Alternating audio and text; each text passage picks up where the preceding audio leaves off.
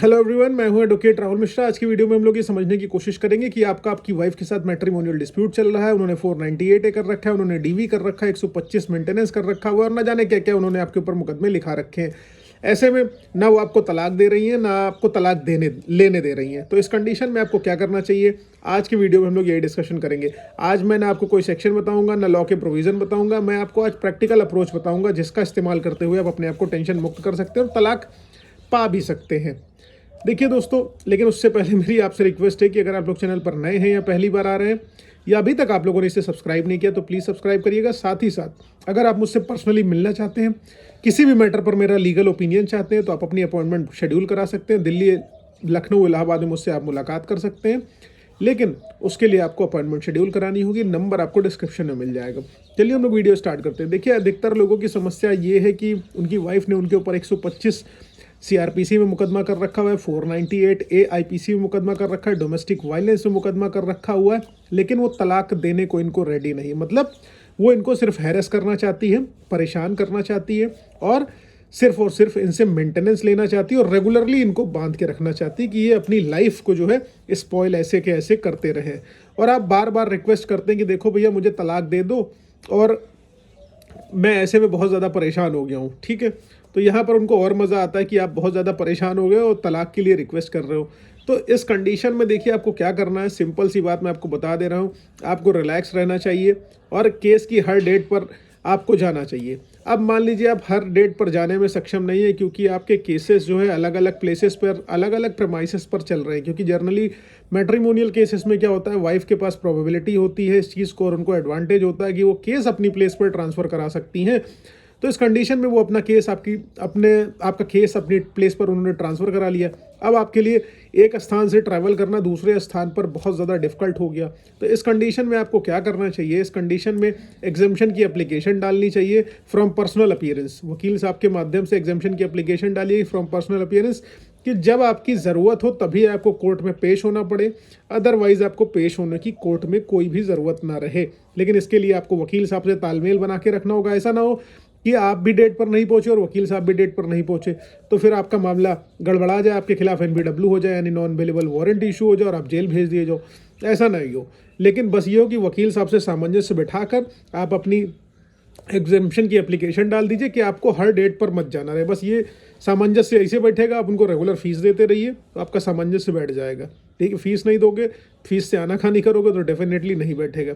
इसलिए एग्जेम्पशन लगाइए, आप अपने आप को रिलैक्स करके बैठिए, ऐसा दिखाइए अपनी वाइफ को कि आपको कोई फ़र्क ही नहीं पड़ रहा है कि if you are interested in contesting this case, I am ready to contest this case and I don't have any issue और any problem from this kind of steps whatever you are doing, I am quite relaxed, show like this. But यहाँ पर क्या होगा, आप अपना कोशिश करते हो एक बार इनिशियली लेवल पे, क्योंकि हम सब ह्यूमन हैं और हमारा ह्यूमन नेचर, हम जल्दी से जल्दी चीज़ों से मुक्ति पाना चाहते हैं। जल्दबाजी बहुत हम लोग करते हैं। इस जल्दबाजी में आप क्या करते हो, आप एक मीडिएटर भेज देते हो, मीडिएटर के थ्रू सेटलमेंट करने की कोशिश करते हो और वहाँ पर अनरीजनेबल डिमांड मांगी जाती है। मान लो 50 लाख 60 लाख रुपए वहाँ पर मांगे गए। अब आपको पता है सामने वाले की औकात 60 लाख की नहीं है, 6 लाख की औकात नहीं, वो 50 लाख 60 लाख रुपए मांग रहा है सेटलमेंट करने के नाम पे। कहता है प्लॉट भी अपना रजिस्ट्री कर दो तब छोड़ेंगे।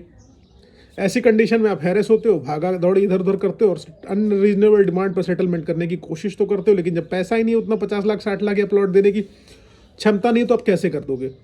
तो परेशान होने की ज़रूरत नहीं, आप मुकदमा लड़ते रहिए। उनसे कहिए मुकदमा लड़ो, हमें कोई फ़र्क नहीं पड़ रहा है। ठीक है, मुकदमा लड़िए। कोर्ट एलिमनी जब डिसाइड करती है या मेंटेनेंस कोर्ट डिसाइड करती है तो आपकी कंडीशन को देख के, आपकी लाइबिलिटीज़ को देख के, आपको एसेट्स को देख के, सारी की सारी चीज़ों को देखने के बाद, सारी की सारी कंसिडरेशन में लेने के बाद ही कोर्ट एलिमनी डिसाइड करती है। ऐसे नहीं कि कोर्ट ने, पत्नी ने जो डिमांड रख दी उतना फुलफिल कर दिया, ऐसा नहीं होता है। कोर्ट सोच समझ के सारी की सारी चीज़ें करती है। कोर्ट भी भाई, दे आर जजेस and they are highly qualified than us. उनको ज़्यादा विवेक है, उन्होंने रोज़ 500 मुकदमे देखने हैं, लेकिन हमको क्या, साल भर में हम 500 देखेंगे, लेकिन वो रोज़ 500 देख रहे हैं। ठीक है, तो इसलिए कोर्ट भी बहुत आराम से एलिमनी डिसाइड करेगी। ऐसा नहीं कि जो वाइफ कह देगी वही डिसाइड कर देगी, इसलिए एकदम रिलैक्स रहिए। अब आप सामने वाले को ये दिखाइए कि आपको कोई फ़र्क ही नहीं पड़ता है। तो ऐसी कंडीशन में क्या होगी कि दूसरी वाली पार्टी जो होगी वो एकदम परेशान होने लगेगी, हताश होने लगेगी और कहेगी भैया कुछ भी करके यार अब इनसे सेटलमेंट कर लो, कुछ दिल मिलने उलने वाला नहीं। तो ऐसे में देखिए, जो डिमांड उनकी पहले 50 लाख की थी वो 8-10 लाख पे आ जाएगी। मेरे साथ एक प्रैक्टिकल केस मैंने ऐसा किया, ऐसा हुआ भी उसमें। अब जैसे मान लीजिए मेंटेनेंस आपकी वाइफ ने डाला, उन्होंने कहा हम मेंटेनेंस ले लेंगे। मेंटेनेंस इतना ईजी दिखता है आपको? मेंटेनेंस में मान लीजिए कोर्ट ने लेट से कुछ 5,000, 6,000, 10,000, 20,000 जिसकी हैसियत जितनी है उतना मेंटेनेंस उसको ग्रांट किया, ठीक।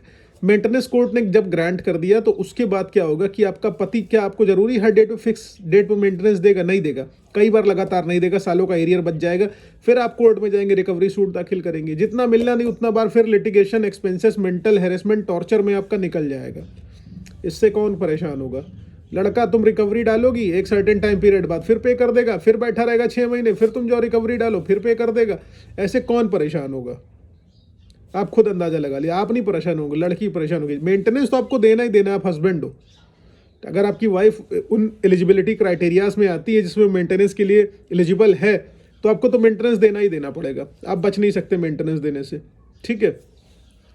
और ऐसे मामले में कोर्ट कचहरी में कोई फंसना नहीं चाहता, तो इसलिए आदमी सेटलमेंट करने की कोशिश करेगा। और सिर्फ लड़के की थोड़ी ना एज निकली जा रही, शादी की एज लड़के की नहीं निकली जा रही, लड़की की भी निकल रही है। आप दोनों ऐसे ही लड़ते रहेंगे तो अपनी जवानी जो है सिर्फ कोर्ट में बिता देंगे, बुढ़ापे में शादी करेंगे दोबारा।